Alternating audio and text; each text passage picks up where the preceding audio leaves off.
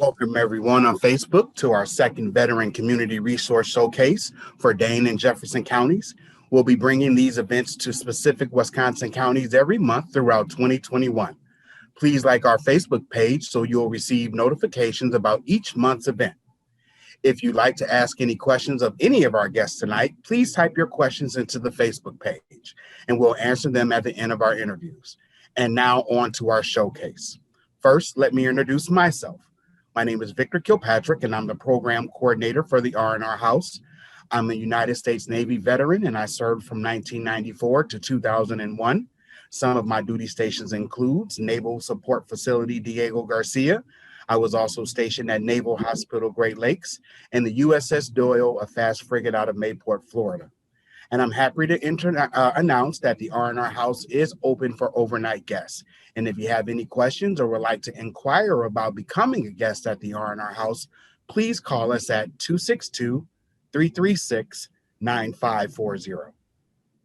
That's right, Victor. Hi, everyone. I'm Peter Barecki. I'm the R&R House house manager. I'm a U.S. Army veteran. I served from 2010 2013. I was stationed at Fort Wainwright, Alaska, and a one-year deployment in Afghanistan where I received a Purple Heart. We'll be telling you more about the R&R House later in the event tonight, but first we'd like to welcome our first guest, Dane County Veterans Service Director, Dan Connery. Thanks, Pete. Dan is a United States Army and Desert Storm veteran and has been working in the Dane County Veteran Service Office since 2006. He has been in his role as Veteran Service Director since 2013. Welcome, Dan. Oh, thank you very much for having me. And thank you to R&R House and everybody associated with R&R House for opening up. It's a great thing you're doing. Thank you for taking the time to talk with us. So, Dan, what exactly is a CVSO? Well, a CVSO stands for County Veterans Service Office or County Veterans Service Officer. In Wisconsin, we have 72 County Veterans Service Offices, or CVSOs, and we are employed by our respective counties. We also have 11 Tribal Veterans Service Officers, or TVSOs, in our state, representing the 11 Native American tribes. Together, we like to say that we're 83 strong in our state. Excellent. Good to know. How does the CVSO differ from the VA? The biggest way that we differ is that we are local advocates. We don't work for the federal VA and we don't work for the state VA. We work for our veterans, their dependents, and the families or their families and survivors. Our mission is to help people with assembling and submitting benefit paperwork to either the Wisconsin Department of Veterans Affairs or the federal VA. Overall, we work closely with our partners at the state and federal level, as well as other veterans groups or other groups in the community as well. But at the same time, just to reiterate, we are county employees and we work for our veterans. That's good information. Thank you for explaining that to us. So what era of veterans does the CVSO serve? We work with veterans of all eras, World War II vets all the way to present day veterans. And currently, as many of you know, our largest remaining veteran population is our Vietnam era veterans. But we have veterans of all age ranges, many different backgrounds. When a veteran is seeking VA benefits assistance, what's the first step they should look at? That's a good question. Well, obviously, I'm a little biased working as a county veteran service officer, but right. I really think if an individual is looking for any state or federal VA benefit assistance, they should definitely become connected to their CVSO or their TVSO. The CVSO and TVSO's job is to do everything they can to identify any potential benefit entitlements that are due to that veteran or that survivor. This could be anything from VA healthcare to service-connected disability claims, education benefits, and many other things. What's the best way for a veteran to get in contact with your office? For our office, the best way is to call us at 608-266-4158. And again, that's 608-266-4158. Or they can contact our office through our website. And on our website at danevets.com, they can see our email addresses, our bios, and all of that information. Currently, though, due to COVID, we are closed to the public. The city county building is closed to the public. But we continue to operate behind the scenes. We have some people working remotely, some people working at the office, but we're still serving our clients through phone appointments and other remote type needs, access. We want to say thank you very much for lending us a little bit of your time this evening to talk a little bit about what you guys have to offer our vets. We appreciate you. Have a good evening. You too. Thank you very much. Thank you. Yep. Next, we'd like to show a short video tour of the R&R house. As Victor said earlier, we are currently available for overnight guests. You can make arrangements to stay at the house by calling 262-336-9540. Right. And just so everyone knows, we'll only be using 2 bedrooms, each on different levels of the house, and everyone will be required to wear a mask and follow safe social distancing practices while they're a guest in the R&R house. The R&R House is the first peer-run respite for veterans in the United States. Located in Pewaukee, this 4-bedroom house is in a park-like setting on 1.5 acres and offers a peaceful space for veterans to connect with state-certified veteran peer support and other resources based on their needs. The beautiful open spaces inside and outside of the R&R house create a welcoming feeling of home. A non-threatening, non-clinical environment for veterans to reconnect and facilitate a transition to the next chapter of their lives. All veterans are welcome, regardless of when they served or their discharge status. Services at the house are free of charge. The grant requires the respite to be located in southeastern Wisconsin, but its services are available to all veterans who live anywhere in the state.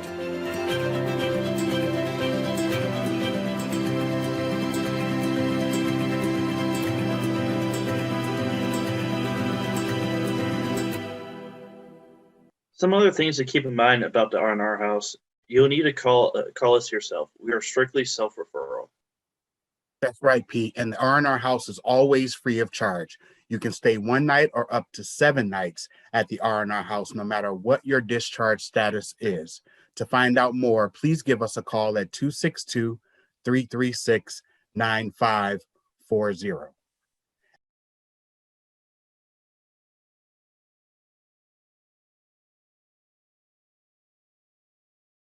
Next, we'll be speaking with Ms. ADATA Axelson, who's the coordinator for the Wisconsin Department of Veteran Affairs Veteran Outreach Recovery Program. ADATA works through the state to connect veterans to community sources and provide case management and support with special focus on treatment and recovery. Welcome, Ms. ADATA. How are you doing today? I'm doing great. Thanks for the invite. Thank you very much for taking the time to speak with us. So I guess the first question that we'll start with is, what are the situations that would lead a veteran to use your services or use the services from your organization? Yeah, absolutely. So numerous veterans work with FORP that have been turned away from other services or do not really know where to go to next. Many of them who have been living with mental health or substance abuse use disorders that are struggling to even make ends meet. There are a lot of veterans out there that are experiencing homelessness or at risk of homelessness or even couch surfing that we can help. VORP is largely a case management program that works with our participants or veterans to identify different issues or barriers that may prevent them from living the life that they want, or just even uncovering just different solutions to help them achieve the goals. We believe it's based on individual needs or strengths and the values of each of our veterans or participants. And then we collaborate with different community partners and connect our participants or veterans to them, to different programs and services, just based on each individual's unique needs. whether it is mental health or physical care or treatment, to help them with the claims or get process started, even employment or housing, just many other programs that we help connect them to as well.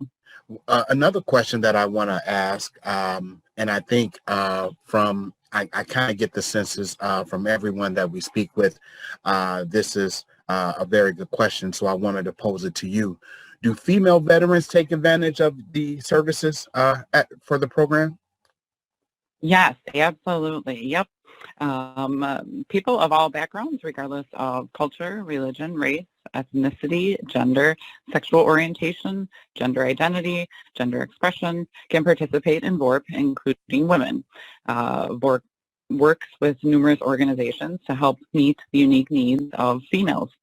The Veterans Housing and Recovery Program, VHRP, in Union Grove, now has 4 transitional housing beds for females.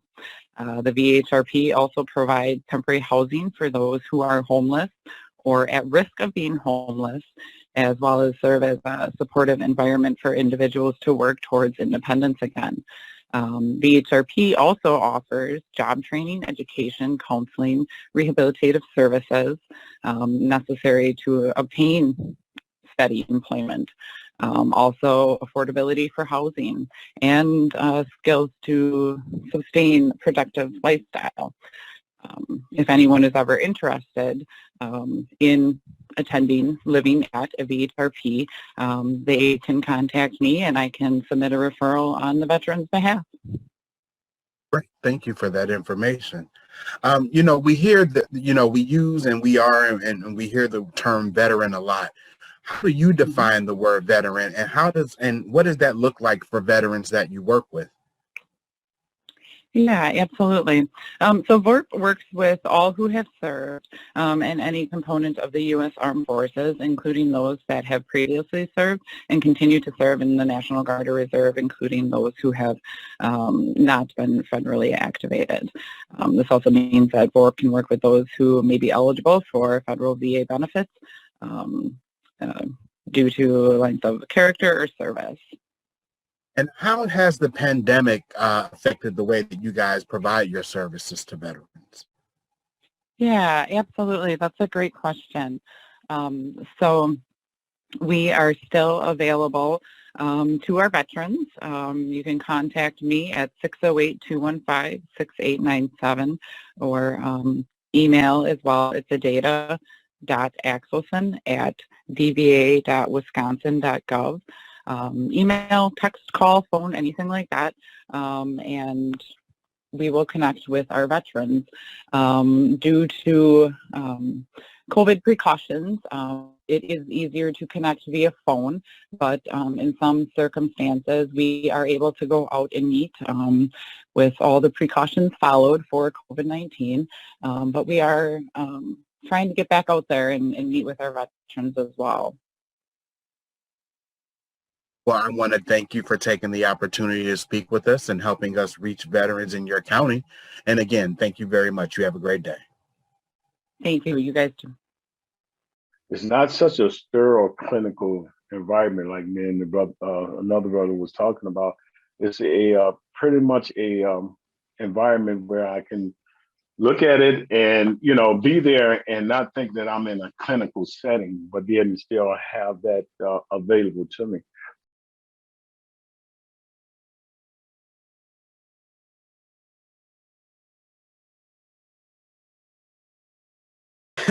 That was a video testimonial from Alfred Brown, who was a mystery guest at the R&R House. So our next video that we'll show you is, Peter, would you like to go next? Yeah. So next we'll talk to the Veteran Outreach Program Specialist at the Madison Vet Center, John Howell. John is a U.S. Marine Corps veteran who served in Iraq during Operation Iraqi Freedom. Welcome, John. Hey, yeah, thanks for having me. Yeah, I'm glad you could be here. Yeah, we got some questions for you, and sorry for the technical difficulties we've been having. John, tell us a little bit about your role at the Vet Center and about some of the services that the Madison Vet Center has to offer. Yeah, Well, I'll give you a little bit of history on myself first. So it served 4 years active with the Marines, and then 5 reserve side out of 224 Golf Company here in Madison. Deployed in 2007 to Iraq with Anti-Terrorism Battalion. But yeah, I mean, about the vet center. So first and foremost, I would say vet center is a safe place to talk. As a Marine veteran, I know firsthand, the stigmas that surround mental health can oftentimes stop a veteran from considering initiating care. Because personally, I experienced that myself, and providing that space is paramount to helping veterans address their mental health issues. The Vet Center offers free readjustment counseling services for veterans and service members struggling with transitioning into civilian life, and whether that's a week after returning from a combat deployment or 30 years later. For us, that's a big step. So what started off as a peer-to-peer, or, as I like to say, a vet-to-vet support program, originally for Vietnam era vets in 1979, is now at 300 vet centers nationwide. And many of our staff are combat veterans themselves. With this, vet centers have evolved to offer a wide range of counseling services that is now extended to all war zone vets. This includes bereavement counseling and counseling for service members who experience sexual trauma at any time during their military service, regardless of their deployment. We also offer individual, group, family and marital counseling, along with a peer-to-peer approach, which involves social outings such as kayaking, fishing, ice fishing, hiking, biathlon target shooting practice, and also virtual gaming for veterans as well to help socialize them and kind of ease some of that isolation, especially with COVID. Awesome. Well, how are you connected with the VA, and what does that look like for veterans receiving services? So we fall under the Veterans Health Administration, same as hospitals and clinics, but we are under mental health as RCS, which is Readjustment Counseling Services. Primarily, vet centers are located out in the community with a storefront type setting, allowing veterans greater access to our services and more of like a walk-on-in mentality. Obviously, due to COVID, we haven't been doing face-to-face. It's been through VA Video Connect and telehealth. And so while we are part of the VA, we're also separate from them in a sense, primarily meaning that they don't have access to our records unless a veteran specifically signs a release of information for that access. That is something that we take great pride in as well. Cool. That's really good information. You already touched on this a little bit, but how else has the pandemic changed the way that you've interacted with veterans at the Madison Vet Center? In my role, first and foremost, I think a lot of people can relate to this, especially veterans. Majority of events and like our veteran resource drop-in events are virtual. And part of my focus has really been providing that peer-to-peer socialization for veterans. And that's where, doing the different outings comes into play. Most recently, the ice fishing outing specifically. I mean, we had, a Vietnam era vet and also, GWAT era vets as well. So across the board, as well as, Badger Yellow Ribbon events for our National Guard and Army Reserve, those have gone virtual as well. So we've seen that kind of take off. One of the biggest things I would say is the VA Video Connect option. Being able to provide those counseling services remotely has opened the door for some that weren't able to come in person for services prior. And so it's really been a great tool for us to be able to utilize. Awesome. It's good to know. How important are warm handoffs to your organization? That's a great one, because with the stigmas that are associated with mental health treatment, a warm handoff is instrumental. It allows for the space for that veteran to have comfort in the process, knowing that they're in good hands, and also allows us the ability to meet the needs of that veteran from the start. And whether that is providing additional resources to meet those basic needs, or if it's getting the process started in counseling right off the bat. And another big proponent of this is working with outside resources as well. It is fundamental, because when you provide mental health treatment, if the veteran's needs aren't being met outside of that, then they're not going to be focusing on their own mental health recovery and treatment process. Oh, okay. Thanks. For those still serving, does receiving treatment hinder their career? Yeah, another great question. To be honest, so we get that one frequently, especially with COVID, with the service members that are working testing sites and then mortuary affairs and such. But, being seen while still serving does not affect, their career. It doesn't red flag them. DOD doesn't have access to our records either. So that means that if anyone in that person's chain of command were to call us and ask if they're receiving services or if they have previously, nothing's going to be confirmed as far as that person ever being seen. Without them either informing them themselves or providing an ROI, so those documents can be released to a specific individual. There is a caveat to this, and that's if the individual does threaten self-harm or harm to others, then we will take appropriate steps to help that veteran. Perfect. All right, last question I got for you, John. What's the best way for veterans to get in touch with you?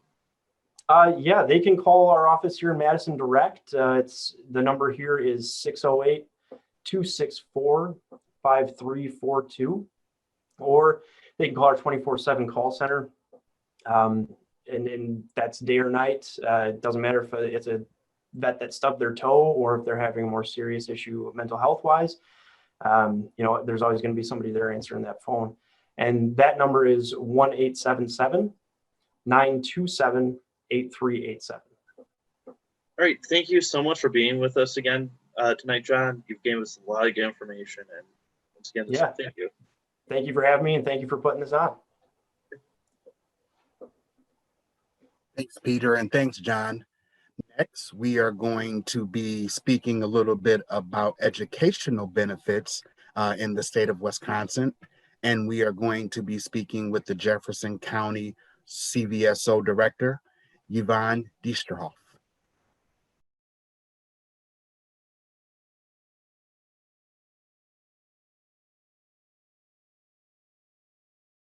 Ms. Yvonne is the Jefferson County Veteran Service Director and has worked in that role since February 14th of 2007. Yvonne is a veteran of the United States Air Force and also have served in Germany for 4 years during the Gulf War as an information management specialist. Welcome, Yvonne. Thank you very much. Very glad to be here. Thank you for giving us a little bit of your time. I want to get right into it because we're going to talk about something that's near and dear to my heart, which is education benefits. So the first question that I have is, what steps should an active duty service member take that's interested in continuing their education after they get discharged? So everything's online these days, and your va.gov or ebenefits.va.gov is a site where you can go and log in, make yourself an account, and log in and apply for your GI Bill benefits. Hypothetically, you might know what school you're going to go to, but the purpose of applying is to get the official letter that says, you have X amount of months of benefits, months and days of benefits, and that's what the school wants to see. So it's generally an application online. Well, thank you for that. Another question that I'll have is, what options does a veteran have if they've let their GI Bill or their post 9/11 GI Bill expire? Mm-hmm. And, before I answer that question, I just want to point out that for veterans with post 9/11 GI Bill, it used to be the old Montgomery GI Bill expired at 10 years, as did the VEAP benefits, from the Vietnam era. But these days, with the post 9/11 GI Bill, there is now, it was 10 years, then it was 15 years, but there is currently no delimitation date on the post 9/11 GI Bill. But let's just say you have either exhausted them or there are people that have transferred them to their family members, and that's a whole nother can of worms that we can talk about. But fortunately for us here in Wisconsin, we have the Wisconsin GI Bill, which is this awesome program that was created in 2005. And originally it was for filling the gap for people that were getting less than 100% of the federal GI Bill benefit. So this would be a waiver to, if you were getting 80% of the federal GI Bill, then 20% of the tuition could be waived by the Wisconsin GI Bill. But then in 2007, so it was 50% originally, 2007, it became 100% tuition remission, which means, and there was no, it was originally meant for post 9/11, but the law did not exclude veterans of any era. So that means for your lifetime, I mean, this Wisconsin GI Bill benefit expires when you expire. It is a lifelong benefit that gives you 128 credits of college tuition remission and fee remission. Unlike the federal GI Bill, it's sort of a buffet of opportunity. With the federal GI Bill, you have to declare a major and all your classes have to line up to follow that path. But with the Wisconsin GI Bill, you can go to 2 different schools at once. You can, I'll give you my own example. It was hard to believe that this was actually applicable to us old veterans. And so not long after the law came out, I dragged my Vietnam veteran dad with me, and he's a retired master electrician, and we used the Wisconsin GI Bill to go to the culinary school at Waukesha County Technical College and did a 1-year certificate in 3 years. And then I was interested in welding. So we went to Madison Area Technical College, and my dad went with me as my helper, and we did welding. So it's so flexible. My oldest veteran who used this benefit in 2008, he was a 91-year-old World War II veteran, and he studied history. And it was just so awesome to have that opportunity. As much as this has come in handy. So in 2008, when the economy tanked, this Wisconsin GI Bill allowed people who had lost their jobs due to the economy and needed to reinvent their careers. It allowed them to get back into the workforce by retooling, essentially. I had one veteran that went and got his home inspection. He studied, I can't remember what the program is, but he became a home inspector. And after being laid off from a factory that went out of business. And he, at 60 years old, reinvented his life and had his own business doing home inspection. And that is still, it's applicable to this day with everything that's going on with coronavirus and how much the economy is changing.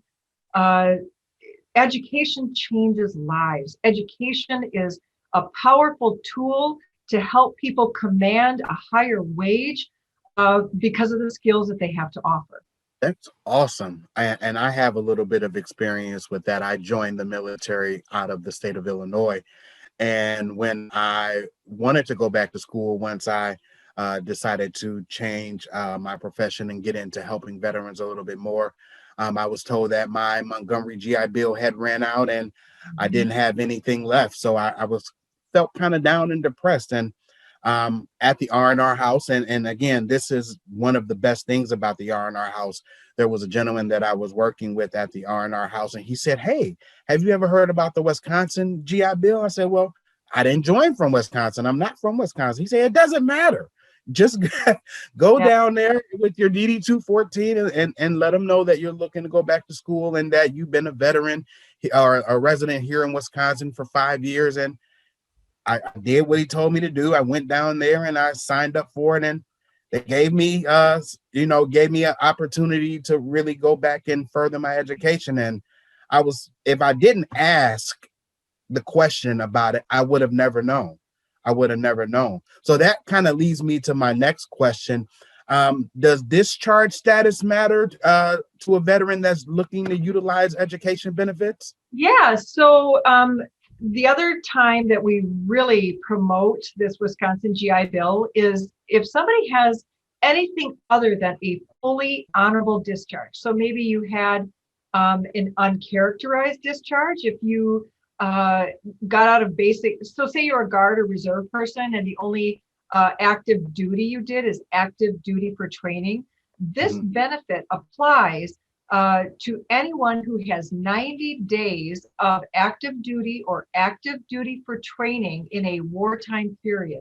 So that means if you served during the World War II period, if you served during the Korea period, 50 to 55, Vietnam, 64 to 75, or anybody that had basic training after August 2nd of 1990, you served in a wartime period, even if you weren't deployed or anything. So that's one category where, you would, generally speaking, your discharge wouldn't qualify you for other education benefits. But let's just say you had a general discharge for whatever reason, and that disqualifies a person from using the federal GI Bill. Unless you're service connected and you can use voc rehab, which that's a whole nother trail that we'll stay on the main path here for a moment. But Wisconsin GI Bill is anything other than dishonorable or other than honorable discharge. So it can be very useful for somebody that may have had some complication related to their discharge. Okay. Well, I'm going to piggyback off of that one because you kind of alluded to it. So what if a veteran has been displaced from their current job and may be looking to get into a different field? So this is perfect. And, a lot of people haven't had experience. Maybe they have a GED. And I always say this benefit, you can start wherever you are, whether you have a GED or a PhD, it does not matter. This benefit is something that's just a miraculous opportunity to reinvent your life. And, one thing that I want to make sure that people know is when you're a veteran, okay, we've got this buffet of veterans benefits, but you're also a citizen of the United States. And I want to make sure that people are also working through our workforce development offices, because there are other programs that can be useful, and career advising that's useful. If you don't know where else to start, first of all, I recommend you go see your CVSO. But if you don't know what you're going to grow up to be yet, and there's people in their 60s that still don't know what they're going to grow up to be, take a mental inventory of what you like to do, and then go figure out if there's a way to make that into a paying gig. And sometimes you just need to go take a trip to your local university or technical college and have a chat with the admissions folks, and ask them. They have surveys that you can take that kind of assess your skills and your interests. They have career specialists, and sometimes you just need to jump in. And if you've never done any university or college work before, there's going to be certain things that everybody takes: the math, the English. If you're going down that road, or this benefit can be used to get a CDL. Waukesha County Technical College offers CDL. Truck driving courses. This is such a flexible benefit. It starts with the person asking questions. If you don't ask, you'll never know. So the Wisconsin Veteran Student Assistance Grant, we had a conversation a little bit about that prior to us getting on the live stream. And I tell you, it even taught me something just in learning about it. But what if I wanted to say, like you said, what if I wanted my children to be able to use this benefit, or what if I wanted my spouse to be able to use this benefit? How can that work for that? This is amazing. So there's two different questions here, and I'm going to answer your second question first, which is, does this apply to my spouse or my children? Some people get confused about the federal versus the Wisconsin GI Bill benefits. If you're talking about federal benefits, transferring your federal GI Bill benefits, that is a very specialized case, and it has to be done before you get out of the military. So if you didn't transfer those benefits before you got out of the military, it is currently not possible.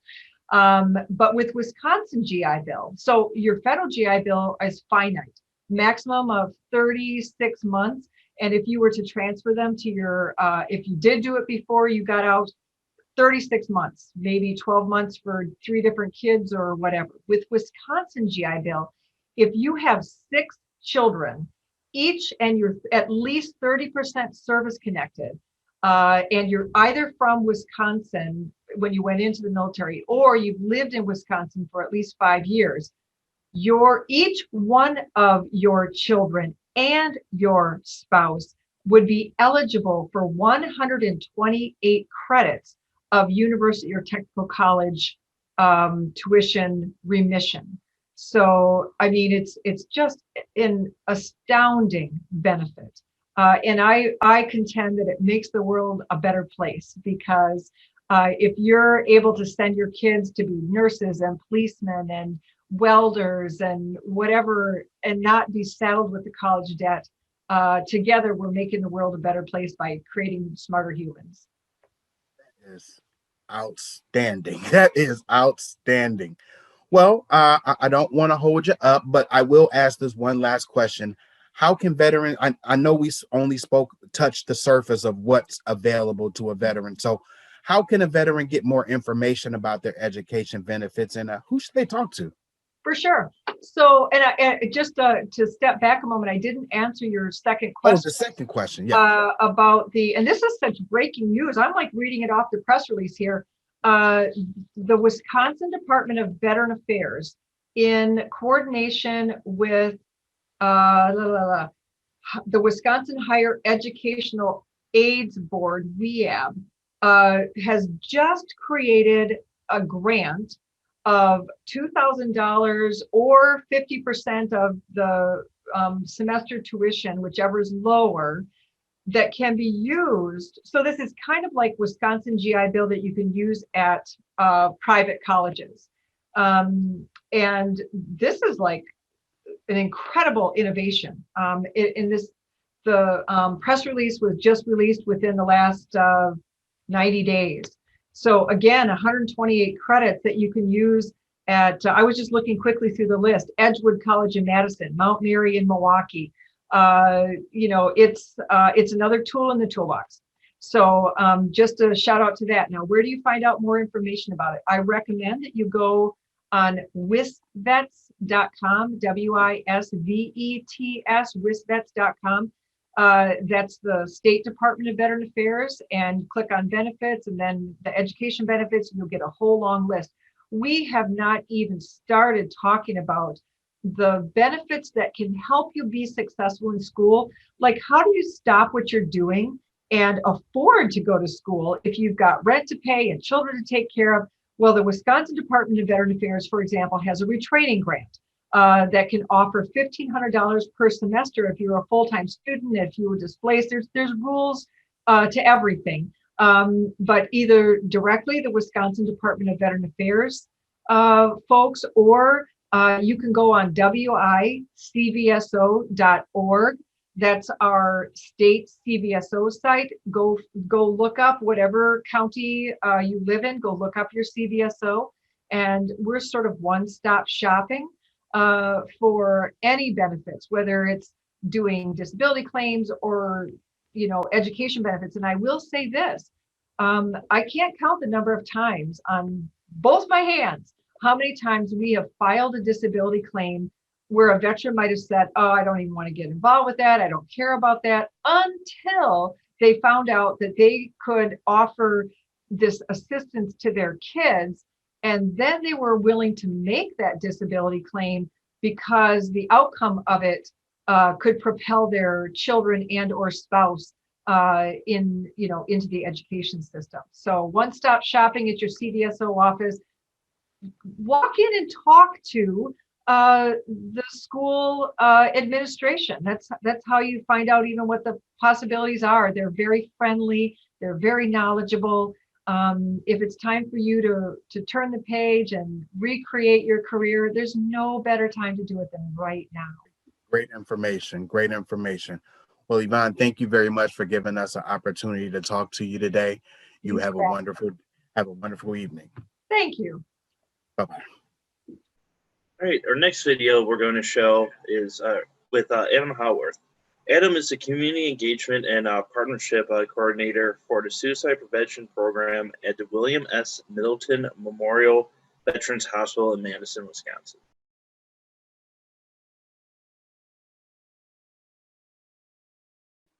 Next, I'd like to introduce Adam Howarth.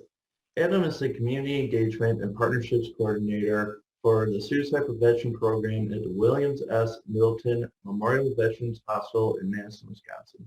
Welcome, Adam. Yeah, thanks for having me on the show today. Good. No, we're really happy that you're here. So, Adam, what are some big changes that have come from the VA from the last couple of years that veterans might not be aware of? I think one of the big ones would be the Mission Act, and it's an improvement upon the Choice Act, but there were some different tweaks that came out with it this time. And so for folks that do use VA, and sometimes getting all the way into Madison or to one of the community clinics is a little bit difficult to access, that this might allow you to get some care in your community. It might allow you to get some different specialty care that you might not otherwise be able to access. And so I think that's a big improvement for a lot of people. So include simple things like urgent care. If you're not feeling well and you just need to get in and be seen quickly, there is some provisions for that, for people to be able to use the local urgent care as opposed to going into the facility. And so we think that that's a big improvement. Encourage folks to learn more about it by going on the internet. You can go to missionact.va.gov. You can just Google VA Mission Act or even call 1-844-698-2311. And so really encouraging folks to look at that. Another big program that I think maybe folks aren't as privy to might be the Caregiver Support Program. And different counties have different levels, but the VA also has one too. They've recently changed that and started to allow more people into that program. And so if somebody's functioning as a caregiver out in the community, or if you're a veteran and you have a caregiver, go ahead and go to caregiver.va.gov, have a look at that. If you want to just call in, you can call 1-855-260-3274 and get some more information. That could include a stipend. It could be including different respite options for the caregiver. Those are all things that are on the table. I think maybe the final thing that I'll mention is that the VA has continued to add to their suicide prevention programming. That is one of the roles that I fulfill, but it continues to get a little better to include offering some evidence-based programming, some cognitive behavioral therapy for that, and as well as my new position that was hired to be able to go out in the communities and help join some coalitions that exist, if not to stand up some new coalitions so that we can kind of spread the amount of people that can be helpful when it comes to preventing veteran suicide. Awesome. That's great. There's a lot of good information. Thank you. How does a CVSO differ from the VA? It's complementary. And so the VA is a federal program. And so it comes from Washington, D.C. and then spread out across the country. And our state VSOs are set up by the state and they operate out of each county. And so no matter what county you live in, you do have a VSO and you'll have at least one person in that office. And so I think a lot of the times folks can access some different benefits and maybe they're not sure if they qualify for different ones. There's some presumptive conditions for Vietnam era folks if they were exposed to Agent Orange. And it's great to go into those VSOs because they can serve as a veteran advocate. They can get a power of attorney to where they can help you with your claim status as you move that through. And so VA enjoys that. I think one of the ways that VA also does something similar is we do have a transition and care management program to where we can offer somewhat similar of a function to where really helping folks engage with the healthcare system and making sure that they know everything that's out there. And so I encourage folks, whether you go to the VSO first or come to the VA first, those are two good stops to make on your path. Awesome. Wonderful. How has your VA adapted to the challenges of providing mental health during this pandemic? Oh boy, it's been a tough one. So, we've been in the pandemic for about a year now. And I remember sitting in a meeting last March when I was working out of a mental health clinic, and we basically sat down and looked at each other and said, now what? We're all going to be working from home. Things have to change. The VA was pretty fortunate that we already had a pretty robust telemental health system and telehealth system, and we built upon that. And so helping folks be able to access their physicians and their mental health providers like this and through video conferencing software. And the good thing is that the VA's product already has end-to-end encryption, and so it's a safe product for people to use. On top of that, our VA here in Madison really quickly kind of shifted and started to offer group therapy that way. And so we really quickly spooled that up, offered a really robust amount of stuff, and we had a lot of people attending those group therapy options. And so that's one of the big ones. And if somebody's sitting there right now thinking, well, I don't really have a device to do that, well, the VA kind of stepped up for that too. And if you talk to your mental health provider, they can put in for a digital divide consult. And what that could do for you, if you qualify, is it could get you a tablet or a smartphone so that you can access the treatment that you deserve. Awesome. That's great. The VA seems to be working to address the public health issue of veterans dying by suicide. Could you tell us more about what the VA is doing today to keep veterans safe? Yeah. So the VA, you know, they already have suicide prevention teams built within the hospital, and they're doing a lot of stuff already. They're really trying to make sure that all the mental health providers are at the leading edge of the evidence-based practices that are out there. And so they've continued that, and facilities have continued to make that more robust as they do. But in addition, they've hired my position that I'm going to fulfill, and that is kind of rolling out across the entire country over the next couple of years, is the community engagement and partnerships coordinators. And the goal there is, one of the primary functions is to be a part of the governor's challenge. And so in the state of Wisconsin here, our governor has participated in the governor's challenge. That process is in probably about year 2 right now. And it's starting to make some pushes for different legislative changes and things like that. And what it really does is it brings a lot of people to the table to figure out how to solve this issue. And so we're lucky in our area, we've got our state VA who is really leading the way on that, and we're a part of that. And beyond that, we're starting to establish coalitions in different counties. And on top of that, we're starting to join these additional coalitions out in different counties so that we can maybe bring some of the military cultural competence that maybe doesn't exist yet. And if it's already there, then to continue to support it and help sustain it. Awesome. Last question I got for you today, Adam. What's the best way for a veteran to get contacted with your office? With our office, for the Office of Suicide Prevention, I would say to call the facility. It's 608-256-1901. I'd also encourage you to look us up on the internet, to look up the William S. Middleton VA Hospital, and you can browse through there so you can look at the directory to really target the specific program you're looking for. And so I've listed a couple national numbers for some of our programming earlier, like with the Caregiver Support and Mission Act. And you can start there, like missionact.va.gov or caregivers.va.gov, or just come and look up our facility and reach us from there. Awesome. Well, Adam, thanks for being here and gave us a lot of good information. We really appreciate having you. So thank you. Yeah, definitely. We appreciate what you guys are doing there. I think a respite for veterans is just a great thing to have, a place people can go if they're in crisis or just need somewhere to be. And I can't thank you guys enough for standing that up and creating events like this. Yeah, no, thank you. I really appreciate it. Thanks. Thank you, Peter, and thank you, Adam. Well, thanks, everyone. That's it for our event this evening. Thank you to our veteran resources with us here tonight. We'll have their contact information for all the resources shown here tonight posted on our Facebook page. And remember, the R&R House is currently open, available right now for overnight guests. And if you'd like to stay at the R&R House, please give us a call at 262-336-9540. Thank you for being here with us, and have a good night.